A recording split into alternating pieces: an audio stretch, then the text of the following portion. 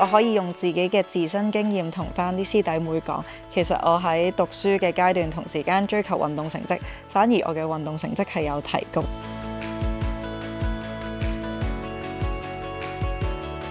我係梁寶儀 Boyi，我係一個啱啱退役嘅全職單車運動員。我喺2019年嘅時候入讀香港教育大學嘅健康教育榮譽學士課程。我當初選擇入讀教大嘅原因，其實係因為知道香港教育大學作為精英運動員友好大學嘅先驅，提供咗好多特別嘅支援，例如我哋平時要經常出外比賽集訓，咁好少時間喺香港，咁其實教大都會特別提供一啲 Zoom lecture 俾我哋，咁令到我哋除咗喺運動成績上邊可以繼續追求之外，喺學業方面都可以令我哋做到一個同步嘅雙軌發展。咁同時間我都知道呢個 program 除咗有我哋好熟悉嘅運動範圍之外啦，咁其實都好廣闊咁包含一啲健康教育嘅科目。咁其實呢啲科目對我哋做運動員嚟講都係好有用。我喺教大嘅讀書最大得着呢，我諗就係意外發現自己對心理學有興趣，因為其實做運動員好多時候都要面對比賽壓力啊，或者生活上嘅平衡。咁係因為呢個 program 佢包含嘅範圍好廣啦，可以幫我認識多咗關於心理輔導呢方面嘅知識。咁自己都因為東京奧運之後，其實經歷咗一段好長時間嘅高壓狀態，咁都係由呢一科開始，我就接觸到一啲關於 counseling 嘅技巧。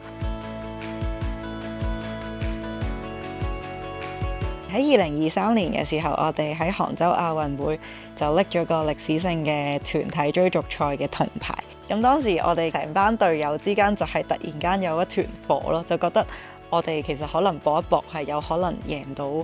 上屆冠軍嘅喎。咁我哋就改變咗啲策略，我哋係事前冇練過嘅，我哋真係抱住個我哋搏一次嘅心態咁樣去踩個 final。咁最後我哋就真係以當時破香港紀錄嘅時間，跟住再贏咗上屆嘅冠軍，然之後再拎埋呢個歷史性嘅銅牌咯。咁所以其實呢一個經歷都係我生涯裏邊好難忘嘅一個比賽。其實啱啱退役咗2個月啦，咁喺生活上其實好大轉變。以前就係每日7點起身訓練，咁而家就變咗運動就係我嘅興趣咯。運動仍然係喺我生活好大嘅一部分嚟嘅。咁同時間以前就係因為我要追成績咁樣每日去訓練啦，咁而家就變咗更加係享受嘅一種心態，或者係更加多嘅係做一種推廣單車嘅活動咯。最大嘅轉變就係我嚟緊9月喺返教大度讀呢個 Master 嘅心理學，咁呢一樣都係我現階段好期待嘅一件事啦。喺2024年嘅時候，教大都頒發咗精英運動員友好大學大使嘅身份俾我啦。咁其實當時我都覺得好榮幸，因為除咗讀書個階段佢哋俾咗好多支援我之外啦，咁畢業佢再頒發咗呢個大使身份嘅時候，利用呢個身份更加去推廣更加多喺運動同埋學業上面嘅結合。咁我都希望自己嘅呢啲經歷可以幫到一啲運動員嘅師弟妹。因為我可以用自己嘅自身經驗同翻啲師弟妹講，其實我喺讀書嘅階段同時間追求運動成績，反而我嘅運動成績係有提高咯。所以都希望佢哋可以知道，其實讀書同運動係可以並存嘅，都唔好淨係規限自己喺運動方面嘅發展。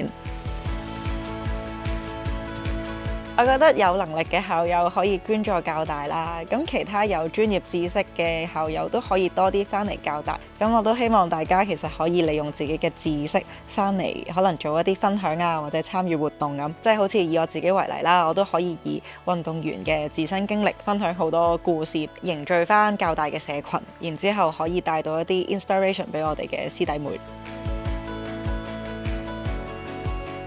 最後我想寄予我哋教大嘅師弟妹啦，我覺得你哋如果有夢嘅話，係可以努力去追咯，即係不管係咩方面都好，就算唔成功，但係你有堅持過，你去到最後望返轉頭，其實你都會有好大得着。